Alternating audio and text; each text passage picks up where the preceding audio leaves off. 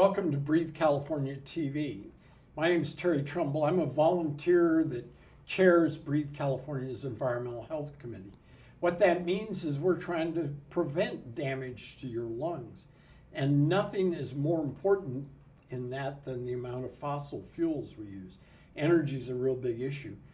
Today we're talking with Jan Pepper, who's a Los Altos Council member, a member of the Bay Area Air Quality Management District, and an energy expert in her own right. So see you in 30 seconds. It's given me a chance to go out and be with people who has the same problem. And it helps you to manage your life better too, because you hear different things from each person, and it's just been really helpful in many ways. Welcome back. This is Breathe California TV. I'm Terry Trumbull. I've been a volunteer host of this program for about 20 years. Each week we try to tell you things that have to do with your lung health. Most of the medical community is involved with handling issues where people are unhealthy, in our case, unhealthy lungs. So last year, Breathe California, which is the lung health organization for the state, just in this county alone helped 150,000 people with breathing difficulties. But the focus on this show is preventing damage to your lungs. A lot of that's smoking, but the biggest single thing that causes damage to your lungs is our energy use. And we have a regulatory authority trying to make sure we have clean, safe air, and we're blessed with having one of its board members, Jan Pepper, with us today. Welcome. Thank you. So talk a little bit about how you got on the board and who are the governing members of the board. Okay, the Bay Area Air Quality Management District comprises the 9 Bay Area counties, and each county has a certain number of representatives on the board based on the population of each county. So I'm one of the Santa Clara County representatives, and as a city council member of Los Altos, as an elected representative, I was eligible to apply to be one of the members representing Santa Clara County. So when a vacancy came up through the county, I indicated interest and talked to the supervisors in the county, and they selected me to be one of the representatives. It's pretty impressive given that there's 100 to 150 council members who could have been on made to this appointment, and you got it. Well, I'm interested in this You're not going to topic. Deny that. There's only, probably very few of us who are really interested in energy and its effects, and so since this is my field, the opportunity to serve on the board is fantastic.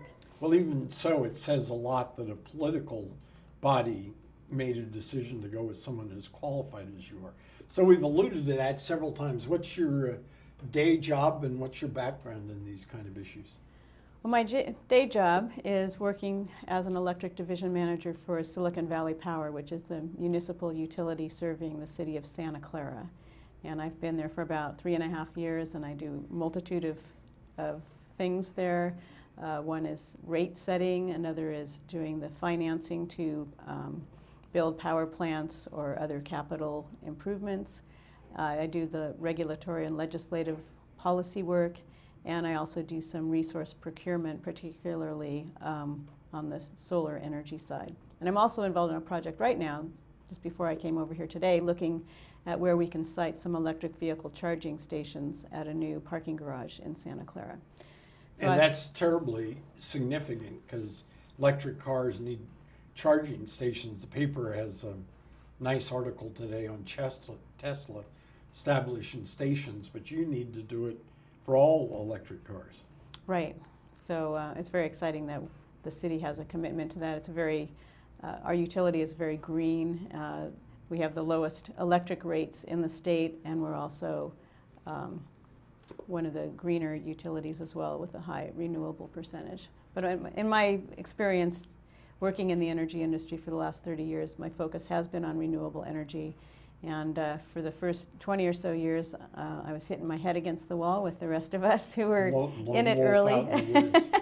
But now it's really great to see that the prices have come down and that you know, the society has really embraced the idea of renewable energy and understands it better and wants more of it. Well, to segue to air quality issues, are we seeing that in terms of the impact on air quality? Is it the switch over to non-health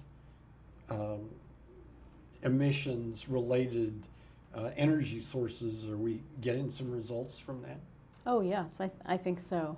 I mean, California, I think, has always been a leader. We outlawed coal-based power plants in the state a long time ago, and you can see across the country that the use of coal plants is going to go down just because the air emission requirements are becoming more stringent. But renewable power, you know, there's a lot of advantages to it, like wind and solar. Certainly it takes resources to produce the solar panels or to produce the wind turbines, but then the energy, the fuel is free. The wind and the sun is free. So over the long term, when you look at the economics, I think it's more economical. You don't have to worry about the volatility of natural gas prices or oil prices or things like that. For fossil or 12 years ago, we had transmission line problems, and if you put solar on your roof, you certainly aren't going to have transmission line problems. That's right. So distributed solar, you know, producing the power where you use it on all those roofs that are sitting out there in the sun makes a lot of sense. So you're also, I don't know why I say you're also, your primary reason for being on the air board is you had to be, the Air Quality Management Board, was you had to be a council member. Yes. So talk a little bit about what you do for the Air District.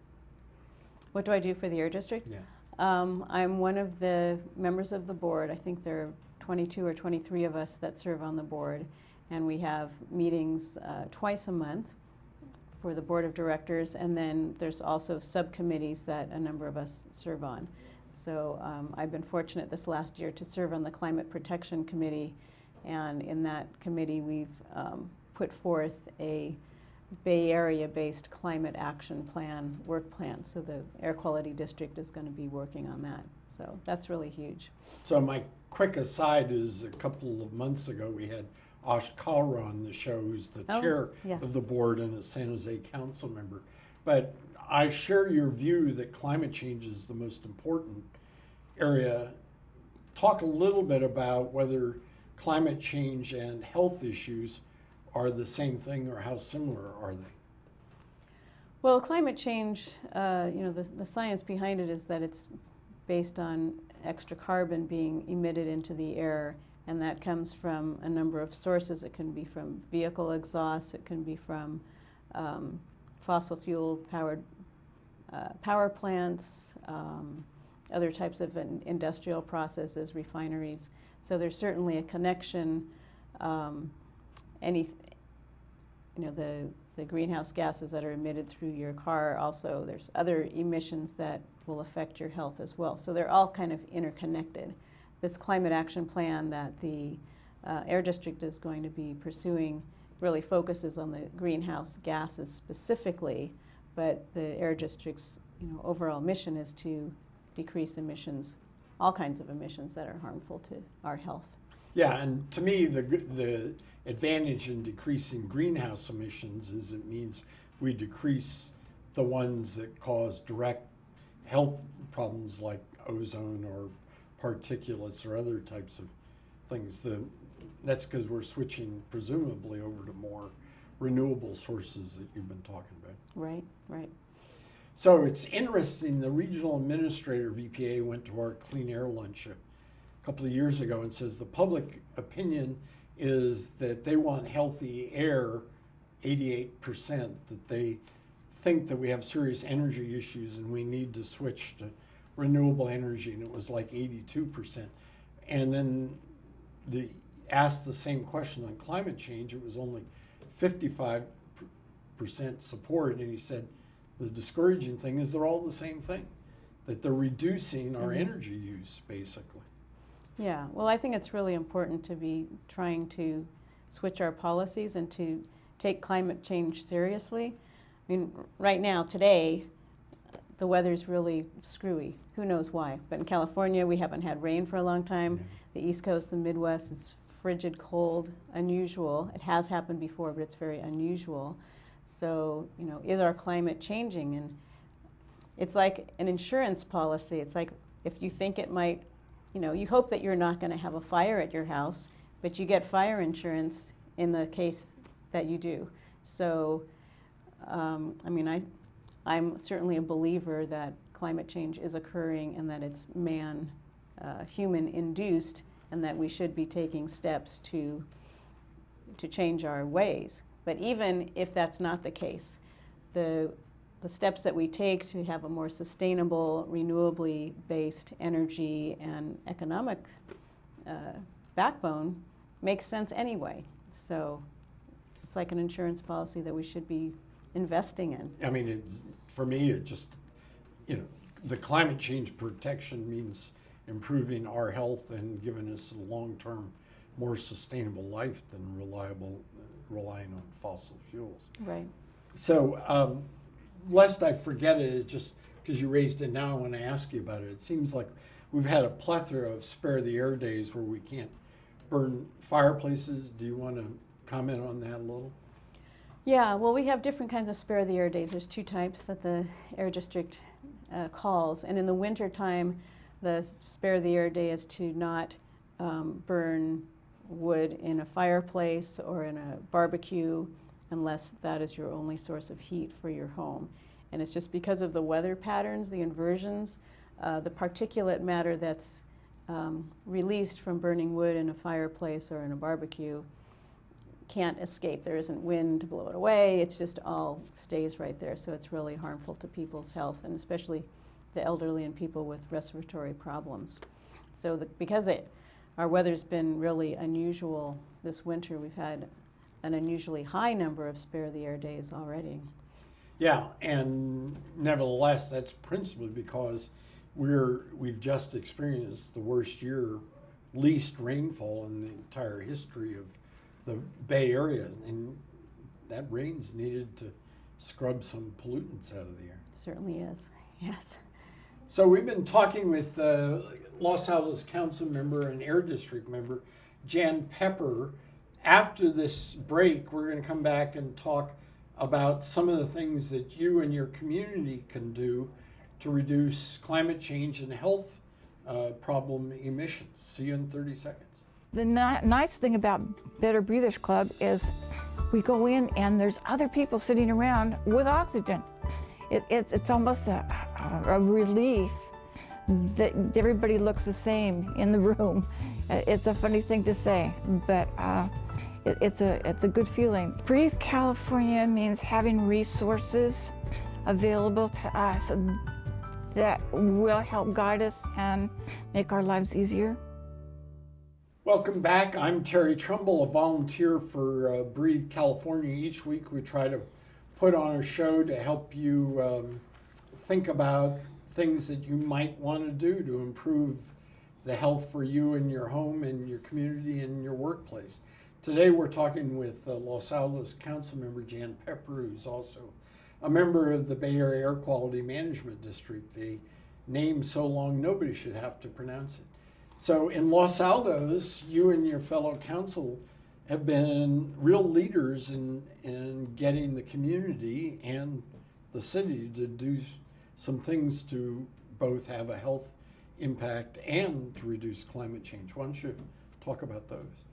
Yes, well, just recently we passed our climate action plan, and this is a program to look at different ways energy and resources are used in the community and try to reduce our greenhouse gas impact as a community. So a consultant was brought in. We looked at what our emissions are currently, how those emissions might be reduced through activities that the state is already implementing, say through the renewable portfolio standards where more of our energy will be from renewable sources and Electric energy mostly, but yeah, the whole thing. Yeah. those types of things. And then we looked at how can we, what are the sources of greenhouse gas emissions in our community? And since we're mainly a residential community, the majority of our greenhouse gas emissions are from transportation, from people driving their cars. So we're looking at ways to encourage more bicycling and pedestrian, making it more pedestrian-friendly community so that people might choose to bike or walk places rather than driving. Also looking at energy use so that if people are installing solar or something like that in their homes, then overall it reduces the amount of power that needs to be produced from a gas-fired plant. So we make a contribution that way. So one of the interesting things for you is that you work for a city, Santa Clara, that does have its own electric and gas utilities, but you're trying to implement good solutions in a city where you're on PG&E. Are you able to carry some of those ideas into what you're trying to accomplish in Los Altos? yes, actually, fortunately in my job at Santa Clara, I was on the team, part of the city staff working on the climate action plan for Santa Clara. In Los Altos, I'm the other side, the policy side, trying to implement a climate action plan. So, so I got to view it from both sides and could take some of the ideas that we had in Santa Clara and suggest those for Los Altos and vice versa. They're very different kinds of cities. Santa Clara has a very high commercial industrial base, and Los Altos, as I said, is mostly residential. But certain things like looking at municipal use, can we increase, when the city of Los Altos needs to replace their fleet of vehicles. So let me just interrupt. One of the things that I try to do in the show is make sure the audience understands. So when you municipal use, you're talking about city employees and city buildings, which obviously our audience in San Jose and Campbell have the exact same issue for their cities. Right. Yeah. So all of us as citizens of our community can say, look, we would like our government to be more sustainable, and if the city owns cars, can those be hybrid cars or electric cars so that it reduces the amount of emissions in our communities, and also is probably economically better in the long run too.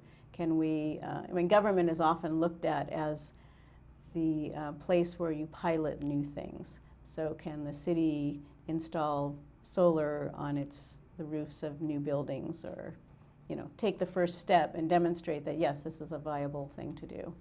Well, it's kind of a softball question, but I assume Los Altos is doing that. Well, we'll be moving that way. We passed the climate action plan, and those are some of the steps that are in that plan. We do have a green building ordinance in town, and that's being updated with the new green building ordinance that the state has put forward. So you can do things like with building, when people are building a new house, you can require that it be pre-wired for electric car charging, so that when 5, 10, 15, 20 years down the road, when hopefully all of us are driving electric cars, the house is ready to allow you to plug your car in your garage. As opposed to an elaborate, expensive addition later on. Right. So just kind of thinking ahead and implementing those kinds of things. We've installed some EV charging stations in Los Altos so that people who come to shop in our community can park their EV there and wander around our town while they're charging their car. So those are the kinds of things that we're looking at. Any movement towards the city actually getting low emission vehicle in its fleet for what it's using? Well, that's part of the plan, is that when a new vehicle needs to, or a vehicle needs to be replaced, that we look at fuel efficient vehicles, and that it can be a certain percentage higher than a conventional vehicle, because over the life cycle of that vehicle, the cost should be less to operate it.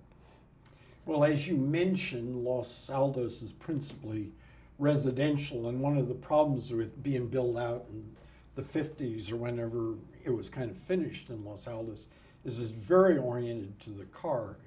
Right. Chuck Reed and the San Jose Council have a very aggressive program an all new development to facilitate bikes and pedestrians. Are there similar things that you ought to be able to, or are you trying to do in Los Altos? Yeah, there are. I mean, we're not on any of the major transit lines. So Caltrain does not come through Los Altos. It goes to Mountain View and Palo Alto. Hopefully we can be part of the bike share program so that someone could pick up a bike in Los Altos and ride the bike to the train station, and vice versa, get off the train and ride a bike back into Los Altos. You know, we're on 280, so we're really kind of more car oriented as far as our transit goes. There are some bus lines that come through town, and so we do have that, but that's certainly something for us to look at. How can we take advantage of the transit alternatives that are there? My recollection is that the Air District climate change plan that you helped develop was done jointly with the Metropolitan Transportation Commission and ABAG. Is that right? Or is it just an Air District? It's just an Air District one, but certainly it will involve working with those agencies. I think Plan Bay Area, which is more of the overall look at how are we going to have sustainable communities in the future, that was jointly done with ABAG, or ABAG was the lead with the Metropolitan Transportation Commission and BACMUD having some input on that. So at the state, federal, particularly state and regional level, namely the Air District, we're pushing the concept called smart growth. Why don't you explain what that is? Because my problem is every developer says his project is smart growth. Well, it's probably one of those things where everyone has their own definition of it. But I think, you know, theoretically, smart growth is having new housing and retail and schools and things like that be developed in such a way that you can get people out of their cars, or that you can be close to transit so that you don't always have to go in your car. So that's, that's what I see it as. Well, and I couldn't agree with you more. So can you do any things that you might call smart growth within that definition in suburban areas, like one might see Los Altos? I'm saying this mostly because we got a lot of people in our audience who are in Evergreen or Almaden, Right. or areas that would be considered to be suburban. Yeah. Well, I think in our planning, we do border El Camino Real, which is a pretty heavily traveled street. So in that area of the city, we are seeing more dense housing being built. Some properties are changing hands, and apartments and condos, multifamily housing is being built there because it is near a transit corridor. It is just blocks away from the train, so that can facilitate more of that use. So one of the things that you've mentioned to me you're proud of is developing a green community.